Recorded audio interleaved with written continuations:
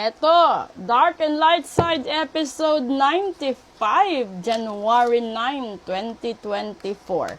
Ito mga gagaling, yung mga problema nyo ngayong araw. Ito yung magsasabi, bakit ka may problema at saan ang puno at dulo. Okay? Ito naman yung mga posibleng solusyon na baka pwede mong i-consider sa araw na ito at magkaroon ka din, no? Ng magandang tulog kapag nangyayari lahat ng gusto mong mangyari. Ito na. Una, ang pinanggalingan ng problema, Six of Cups. Pangalawa, the Knight of Pentacles. And then pangatlo, Ten of Wands. Okay, alam niyo kung ano yung nandoon. Ito yun na. Kasi, yung Six of Cups, kapag binigyan mo ng kahulugan yan sa larangan ng pag-ibig, ito yung parte na nakaraan mo, di ba? Ito yung parte ng nakaraan mo na tinalikuran mo, no? Iniwanan mo. And then, di ba? Inaksyonan mo eh. Andiyan na yung Knight of Pentacles. Ibig sabihin, umalis ka, no? Umalis ka sa poder niya at nagkaroon ka ng maraming problema. Nagkaroon ka ng maraming suliranin, palaisipan, kasama na yung pera at usaping puso. Yan yung pinanggalingan. Tingnan natin kung ano yung dapat dito. Di ba? The Queen of Swords. And then, pangalawa, this is the Six of Cups. The Four of Cups. At, ayun, the Seven of Wands. Ayun napakaganda ng ng Dark and Light Side natin yun. Alam niyo kung bakit. Tingnan mo Dito kasi sinabi, di ba, iniwan mo siya. No? Umalis ka sa poder niya. And then, nandoon sandamakmak yung problema mo. At yung continuation is, the Queen of Swords. Ito kasing tipo ng tao na, halimbawa, ito yung lalaki, no? Iniwan mo si babae. And then, it was too late for you na nakikita mo yung Queen of Swords nag-uumapaw, no? Andoon siya straight na straight yung takbo ng buhay niya. Kahit nasasaktan siya, dire-diretso. Wala siyang, balakid sa buhay niya. Ikaw, nung iniwanan mo siya, sandamakmak na problema, natanggap mo, nataga ka. Ngayon, siya, dire-diretso, napakaganda ng takbo ng buhay niya. Sa inaakala mo, no, na magkakaroon siya ng katulad mo rin na buhay. Hindi. Kasi, di ba, kapag may umaga, may gabi. Sa usaping puso naman, kapag ikay nasaktan, yung isa nandun sa lighter side. So ngayon, nakikita mo na matagumpay siya, di ba? Itong Four of Cups. Di ba nag-iisip ka ngayon? Matagal mong pinag-iisipan kung ano ang dapat mong gawin dahil nangyari na ang lahat ng yan. At yung huling baraha na lumabas is the Seven of Wands. Ibig sabihin yan, kailangan mo na talagang gawin, no? Yung perspective na side sa buhay ng yung aksyonan mo na, 'di ba? Matagal ka nang nag-isip, matagal ka nang nagmumuni-muni, nagbabalanse. Isa lang sinasabi ni universe sa'yo, no? Ipaglaban mo. Kung mahal mo pa yung taong iniwanan mo, lapitan mo, huwag ka nang magdalawang isip, huwag ka nang matakot. No? Kung alam mo na rin sa sarili mo na siya lang yung tanging tao na nakasama mo, na naramdaman mo na buo ka, siya lang yung tanging taong nakasama mo na kahit wala kayong maraming pera, ang gaan ng takbo. Yung parang nagkakasundo kayo, tapos lahat ng gusto mo, gusto niya din. Lahat ng ginagawa mo, ginagawa niya din. Yung parang ganun.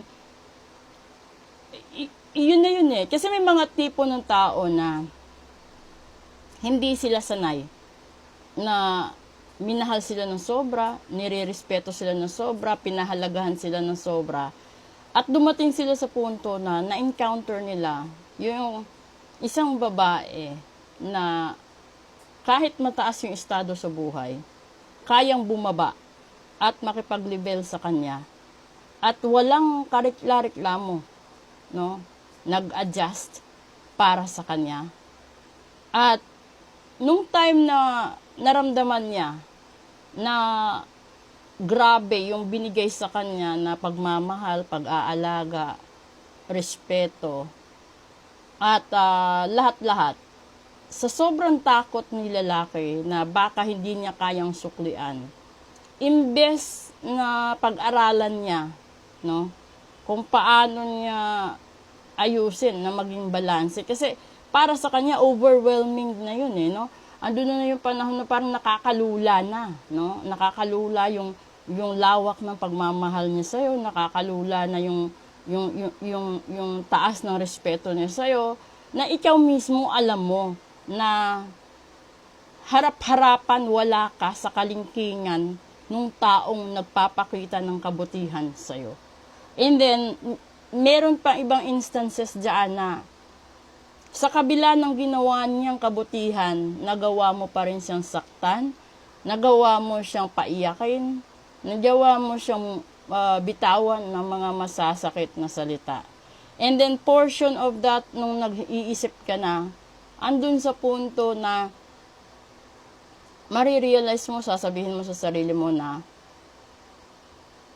isa sa mga bagay na pinagsisisihan mo ay hindi mo na ipadama sa kanya kung gaano ka kasaya na nandyan siya, kung gaano siya kahalaga sa buhay mo, kung gaano kalaki ng naging parte niya sa buhay mo kahit sa maikling panahon lang kayong nagsama. May mga ganon. So, kapag nandyan ka sa punto na yan, siguraduhin mo, uusigin ka ng konsensya mo hanggat hindi mo nasabi sa taong yan ang totoo mong nararamdaman. Kaya ngayon, Martes, sinasabi ni Universe sa inyo, kung nagkataon na, kasi eto pa ha, meron niyang punto na kapag yung taong na yan kasama mo, ang gaan ng buhay mo, finances mo, lahat-lahat ng aspeto. Pero nung kapag umalis ka at nakipaghiwalay ka sa taong yan, mararamdaman mo, bumaliktad ang mundo mo. Kaya ito nangyari. Kasi, nagkahiwalay kayo. No? Kapag magkahiwalay kayo, ibig sabihin, ikaw mapupunta dito, siya mapupunta dito. So, yung gagawin mo dyan, imbis na mag-isip ka ng mag-isip at magsayang ka ng panahon, paglaban mo. This is it You have to stand on your ground. Huwag kang makinig sa sinasabi ng ibang tao. Kasi yung ibang tao ginagamit lang kasi ng mga evil spirits para wag mong makuha yung tamang solusyon na para sa'yo. Lalong-lalo na kung yung mahal mo is under sa gayuma, under sila sa mga spell or rituals na hindi mo rin alam. So, kung gusto mong malaman kung ano talaga yung nangyari sa buhay mo, magpa-private reading ka. Ganun lang ang solusyon doon. Kung sa iba, hindi nila siniseryoso yung private reading sa'yo, kasi yung gusto lang nilang sabihin sa'yo is yung mga bagay lang din na gusto mong marinig, wag na lang. Di ba? Kasi sa totoong buhay, yung pinakamasakit, yung katotohanan. At iilan lang ang marunong mag-manage na tumanggap ng katotohanan. So, mas maganda pa, di ba, na malaman mo ang katotohanan habang maaga pa, kaysa naman mauto ikaw, nasasabihin sa'yo na maganda yung future mo, tapos magtataka ka, maganda ba yung ganito? Maganda ba yung ganyan? Di ba? So, you have to think twice. Kasi minsan, akala nyo, lahat ng tao or lahat ng reader bogus. Ibahin nyo si Phoenix Heart.